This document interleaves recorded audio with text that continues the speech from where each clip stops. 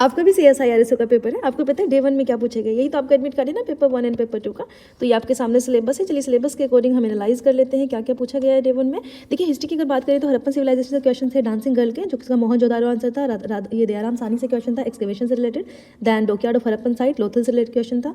सांची स्तूपा पूछा गया। तो बच्चों यहाँ पर मैंने हड़प्पन सिविलाइजेशन को ये अंडरलाइन किया है, ये इंपॉर्टेंट है, इस पर ध्यान देना है। कॉन्स्टिट्यूशन ऑफ इंडिया में बात करें तो यहाँ पे आपके पॉलिटी से UCC का क्वेश्चन पूछा गया कि UCC का आर्टिकल क्या है, यूनियन ऑफ स्टेट, इसका आर्टिकल 1 होता है, इससे क्वेश्चन पूछा गया। फंडामेंटल राइट में राइट टू फ्रीडम से स्पीच का सब आर्टिकल को पूछा गया।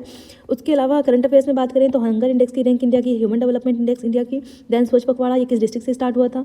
नमामि गंगा का ये समिट के बारे में क्वेश्चन था। इंग्लिश लैंग्वेज में देखें तो सेंटेंस करेक्शन, पंक्चुएशन, प्रीपोजिशन ये इंपॉर्टेंट है। और इंग्लिश लैंग्वेज में आपको जनरल क्वेश्चन ही पूछे गए हैं जिसमें एरर वगैरह की बात हुई थी।